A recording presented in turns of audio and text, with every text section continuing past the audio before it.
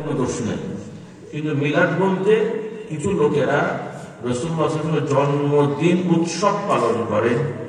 আবার তারা, এটা বাংলাদেশে খুব কম, খুব নাই, আরব দেশে কিছু আছে, তারা ওই যেমন খ্রিস্টানরা বড়দিনে যিশুর মূর্তি টুর্তি বানায়, হ্যান ত্যান, এরা ওই রকম ছোট বাচ্চা কাচ্চা নিয়ে এসে যেন মনে হচ্ছে নওজুবিল্লাহ নবী কেমন জন্মালেন, এইরকম একটা ভাবসাব তৈরি করে নওজুবিল্লাহ। আপনাদের কাছে মনে হবে এটা কেমন কথা, এগুলো আছে কিছু। ওই সমস্ত কারণে ওই মিলাদ মাহফিল গুলো ওরা নিষেধ করেছেন। আর ওইটার থেকে এখন গণহারে নিষেধ সব মিলাদ, যেখানে কোরআনের আলোচনা হয়, জিকির আজকার হয়, দরুদ শরীফ হয়, ওইটার মিলাদ নাম দিলেও যে একটা সাধারণ জিনিস, কাজটা আগে দেখতে হবে যে কাজ কি। এই ধরনের অনুষ্ঠানকে মিলাদ মাহফিল বললে এটাকে খারাপ বলবেন?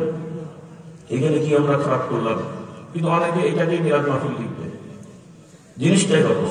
আর দরুদ শরীফ দাঁড়িয়ে বসা সব সময় পড়বে, দাঁড়ানো কোনো জরুরি বিষয় না, বসলে কোনো বেয়াদবি নেই।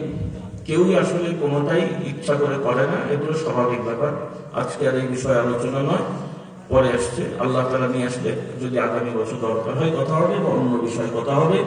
বিক্ষিপ্ত আকারে যা বলেছি আল্লাহ তাআলা মানা তৌফিক দেন। অনুরোধ, ছেলে মেয়ে সবাইকে দিন, ঈমান, আকীদা, কোরআন শেখাবেন, আমল শেখাবেন। এই বলে আমি সমাপ্ত করছি। আসলে আমরা দোয়ায় শরীক হই। হ্যাঁ, কালেকশনে আমাদের ছাত্র ভাইরা যাবে, আপনার যুবকেরা, স্বেচ্ছাসেবকেরা সবাই কিছু কিছু শরীক হবেন। সবাই ইনশাআল্লাহ পকেটে হাত দেবেন, নিজের পকেটে, আর দেবেন না।